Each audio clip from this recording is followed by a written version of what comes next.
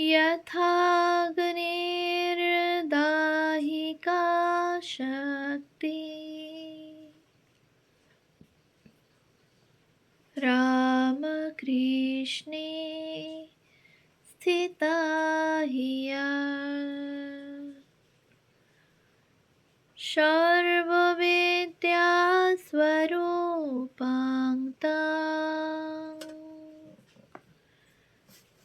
शारदां প্রণমাম্যহম।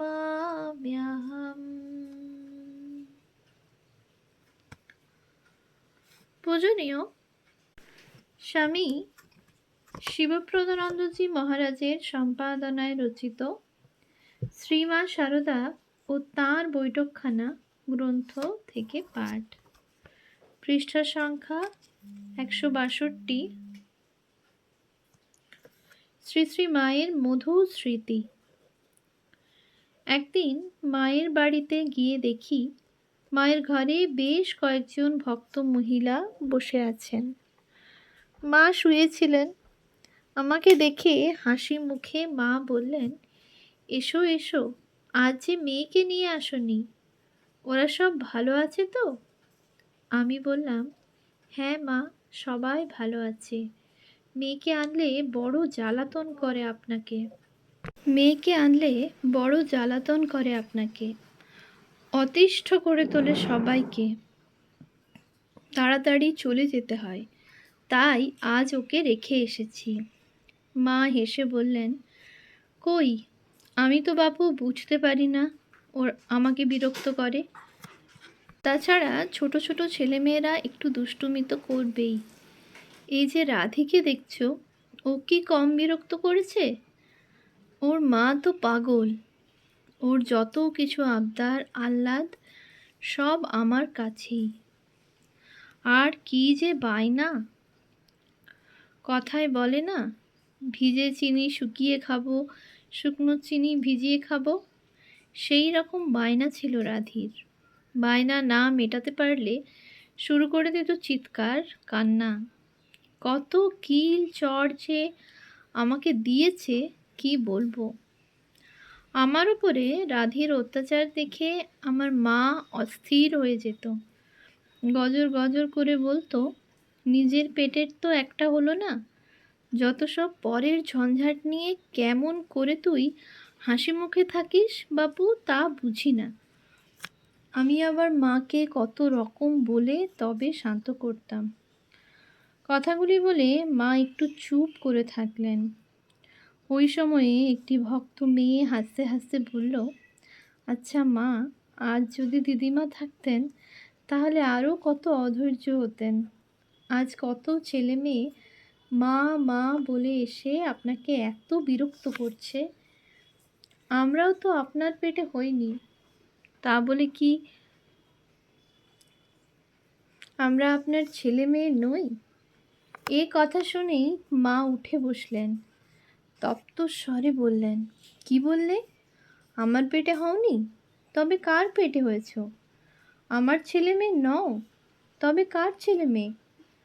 আমি ছাড়া মা আর কেউ আছে নাকি?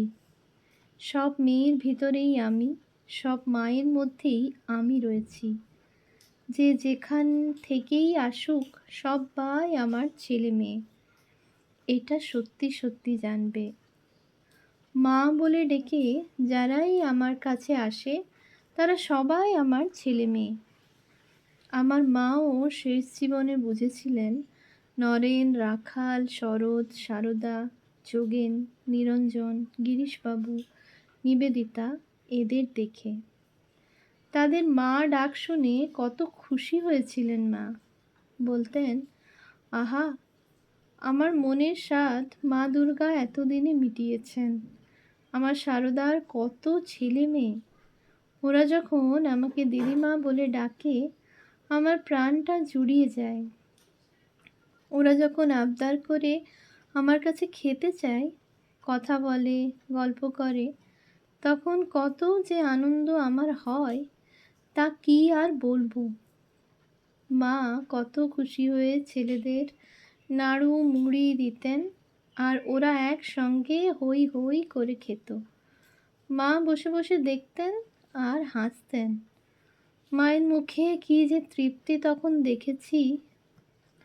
অবশ্য তখন মেয়েরা এত ছিল না, আর জয়রামবাটিতেও মেয়েরা এত যেত না।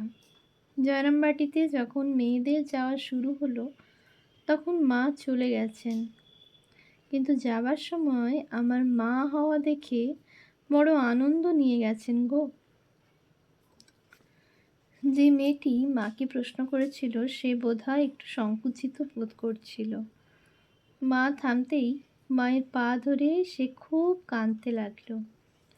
মা তার মাথায় হাত বোলাতে বোলাতে বললেন, এখনো সময় আসেনি মা সব কিছু বুঝে নেবার, তাই তো আমার ছেলে মেয়েরা অবুঝের মতো কথা বলে। সময় হলেই সব বুঝতে পারবে। আসলে আমরাও তো আপনার পেটে হইনি, এই কথাটি মায়ের কাছে ছিল অসহ্য। মহিলাটি বারবার মায়ের কাছে ক্ষমা চাইছিল। মা কিন্তু ক্ষমার মূর্তি হয়ে হাসছিলেন আর তাকে বোঝাচ্ছিলেন। দৃশ্যটি দেখে ওখানে সকলের চোখে জল আসছিল। মা কিছুক্ষণ পর বললেন, দেখো মা, সবাই কি সহজে বুঝতে পারে সংসারে মানুষের কত কষ্ট? এইসব কষ্ট দেখেই তো ভগবান বারবার নেমে আসেন। কিন্তু ভগবানের অবতারদের কজন চিনতে পারে, কজন বুঝতে পারে?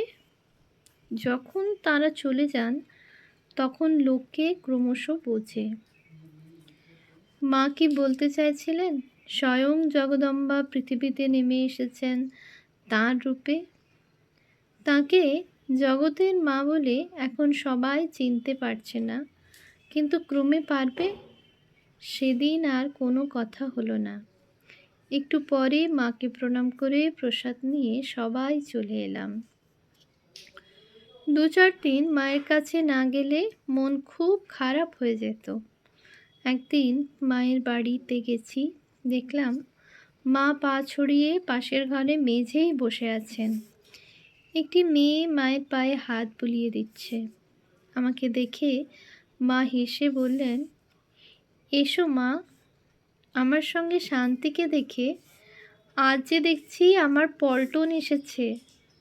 শান্তি মাকে প্রণাম করতে মা তার চিবুকে হাত দিয়ে চুমু খেয়ে বললেন, শিশুদের ভিতরে ভগবানের আসন পাতা, তাদের মধ্যে তার প্রকাশ বেশি, কারণ তারা সরল ও পবিত্র। তাই তো ঠাকুর বলতেন, শিশুর মতো মাকে ডাকলে মা ছুটে আসবেনি। একটু চুপ করে যেন অন্তর্মুখী হয়ে মা বললেন, আহা, ঠাকুরের ঠিক এমনটিই হয়েছিল। তখন আমি জয়রামবাটিতে খুব ছোটটি নই, শুনতাম গঙ্গার পাড়ে মুখ ঘষে মা মা বলে কাঁদেন, দেখা দে বলে মাকে ডাকেন। লোকে তো বুঝতো না কিছু, তাই পাগল বলে রটাতো। শুনে আমার খুব কষ্ট হতো। কাউকে কিছু লজ্জায় বলতেও পারতাম না। শুধু ভানু পিসির কাছে গিয়ে ছলো ছলো চোখে বসলেই সব বুঝতে পারত। আমাকে জড়িয়ে ধরে আদর করে গায়ে মাথায় হাত বুলিয়ে সে বোঝাতো, লোকের কথায় কান দিয়ে কেন মন খারাপ করিস? অমন শিবের মতো স্বামী তোর আমি বাসর ঘরেই চিনেছি, তুই ভাবিস না। একদিন দেখবি ওই পাগলই জয় করবে সবার মন। সে তো মায়ের নামে পাগল, মাই সব ঠিক করে দেবেন। এরকম কত কথা বলে কাজটিতে শোয়াতো। তার মতো মাকে আর কি কেউ ডাকতে পেরেছে বা পারবে মা? তিনি জগৎকে দেখিয়ে শিখিয়ে দিয়ে গেছেন কেমন করে সব ভুলে শুধু মা মা বলে ডাকলে মাকে পাওয়া যায়।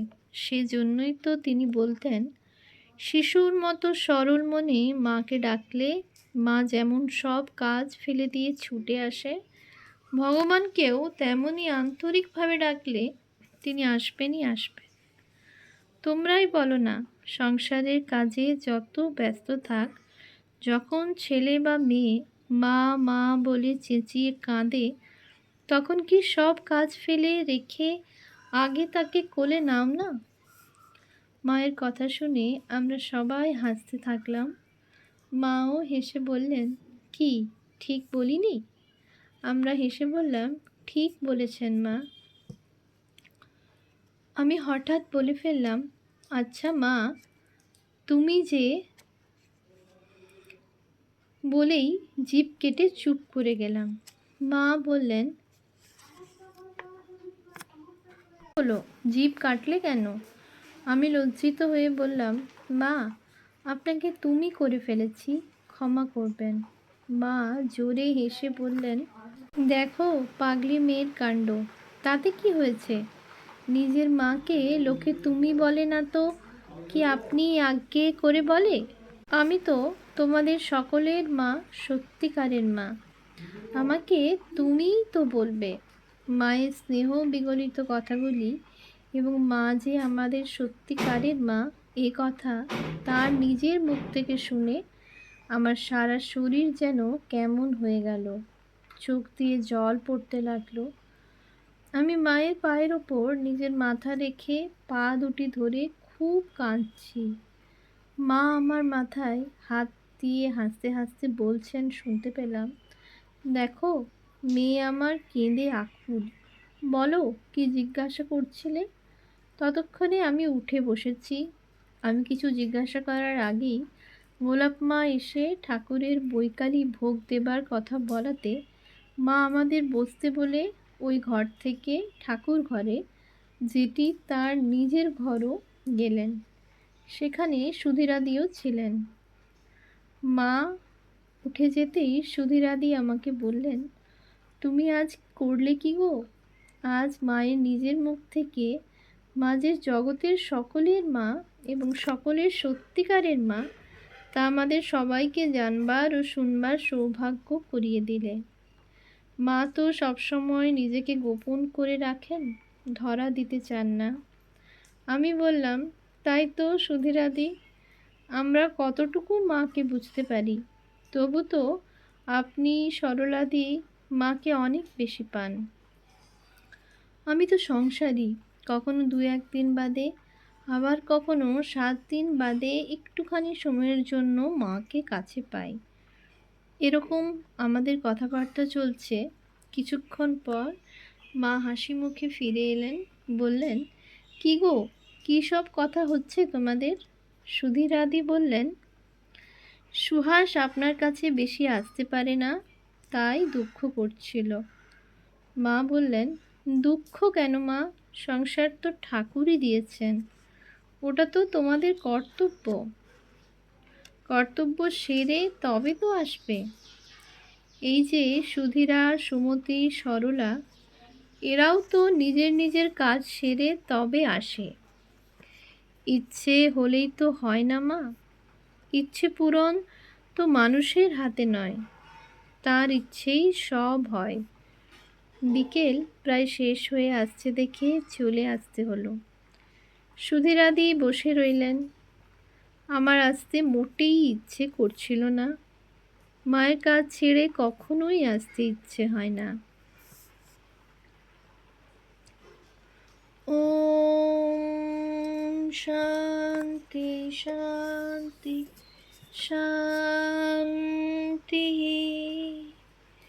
হরি ওম তৎসৎ। শ্রীরামকৃষ্ণার্পণমস্তু।